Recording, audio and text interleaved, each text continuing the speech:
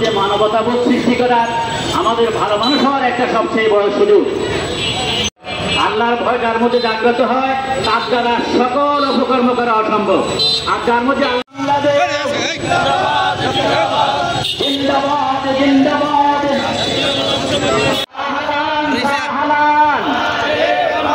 মাহে রমাজান রমজানের দ্রব্যমূল্যের ঊর্ধ্বগতি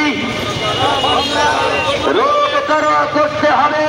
চাল ডাল তেলের দাম অশ্লীলতা বেহায়াপনা বন্ধ করতে হবে।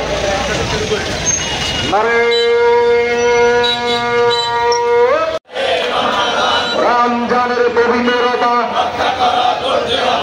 জাতীয়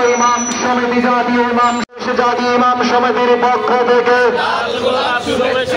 আহলান সাহলান। রমজানের পবিত্রতা